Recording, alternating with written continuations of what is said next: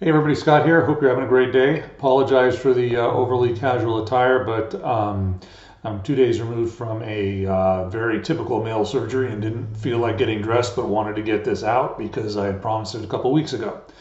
Today I want to do a short talk on construction loans. It was one aspect that we probably were not well enough versed on when we started our project on Marlboro. So now's a good time that we've worked through it for a few months that I can explain it to those of you who are thinking of going into development, don't have the cash to fully develop the project yourself and have to go out and look for funds. A lot of this stuff, if you've ever done a project, you can just skip this video because you know it all. But if you're interested in development, want to know how it works, let's just take a quick look.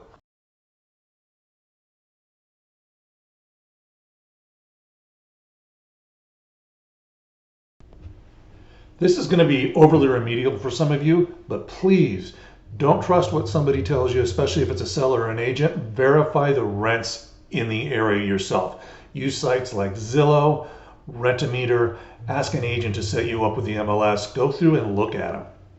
Second, understand why those rents are increasing or decreasing. Take it from me. We purchased 2 properties in an immigrant-intensive area of San Diego during the Biden administration, not knowing that the administration was giving undocumented immigrants $3,000 a month or so, and they were using that for rent, which was artificially pushing up the rents. Then we had an administration change, and just when Trump was elected, these people started to leave and rents have fallen. So do your research. Third, identify 3 construction lenders that will work with you. Some of these are private equity firms, private entities, and when they spend their money, they're done. If you're going to start a project, by the time you're ready, 1 or 2 of these could be out of business.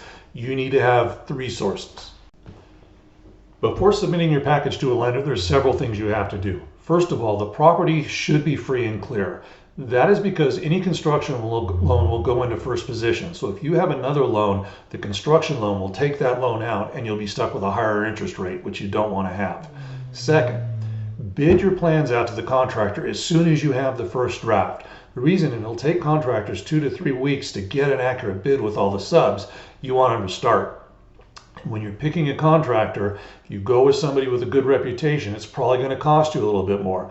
But if you don't have any experience, that may make your lender feel more comfortable about your project if he knows who the contractor is and they're successful.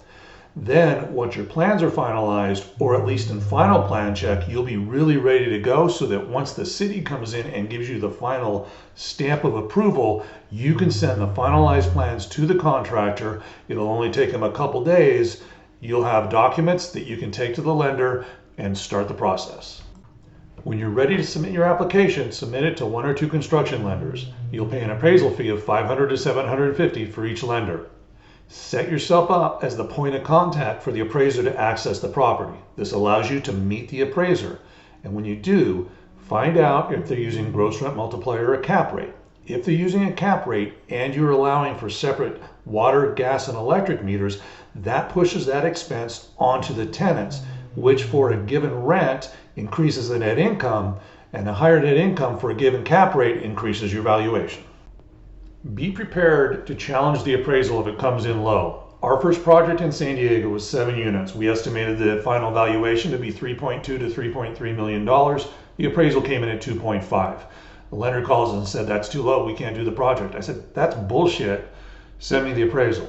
He did, and it was bullshit. The appraiser wrote it up as a 6-unit project. Just adding the extra unit got it most of the way there. So, simple as it sounds, verify the number of units. Verify the square footage of the units. Verify the amenities. Do you have laundry? Do you have HVAC? Do you have separate meters like we talked about?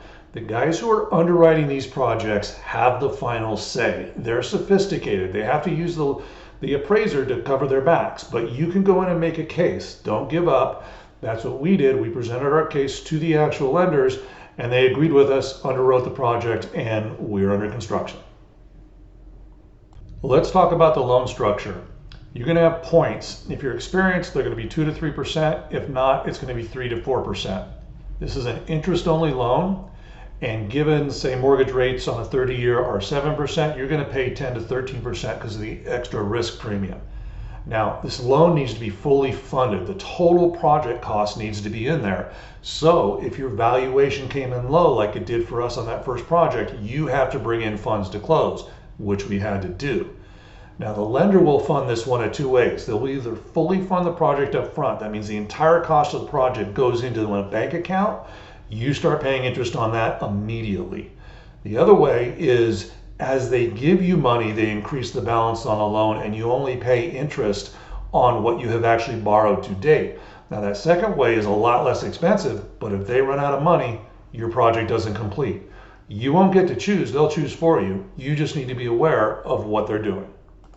Let's talk about the nuts and bolts, the actual draw process. The thing to know is they do not front you the money. You pay for the construction and then submit for reimbursement. So you need to have the dollars to start the project, and then you just continually roll that over. Figure 10 to 15% of the total project cost is about right. Be sure you understand what the lender will accept. Unconditional releases, conditional lien releases, invoices, or credit card statements. They may accept all, but they may not. You need to understand that. Be accurate in your submittals. If you list a submittal as for framing, when in fact it was for framing and lath, when they go out and inspect the framing, it's not going to be as complete, so you're going to be shortchanged. You also need to understand the turnaround time. You submit your paperwork, they're going to hire an inspector. Then the inspector is going to go out there the next day. Then going to submit his report. Then somebody's going to verify the report. Then they're going to make a recommendation. Once that recommendation is made and approved, then you'll get funded. That could be 7 to 10 days. You need to have enough money held back so that you can pay your contractor and keep construction going while you're waiting for funding.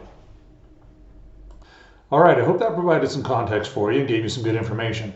When I started this series on our San Diego development, I was up front and I said we hadn't done this before, and I would show you not only our successes but the mistakes we made and what we learned. And this is one of the key lessons so far in the process, in that our final valuation should be around 3.3 to 3.4 million, and the financing on this will eat up 40% of our profits.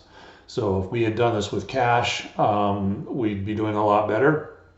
However, we wanted to do a little larger project than we could fund ourselves, considering also we're doing another project simultaneously. So we had to go out for some money. Now, the next project we do, we are going to get better terms because we'll have experience and we've done this before. So we've got a track record and we have a little more knowledge on what we're looking for. But I thought that it would be good to share this so that you could see an aspect that's not always paid a lot of attention to. So next video, we'll get back into the development. We're moving really quickly. Things are going great and I'm excited to show it to you, but I wanted to take a break and delve into this topic for a few minutes today. Thanks a lot and make it a great week.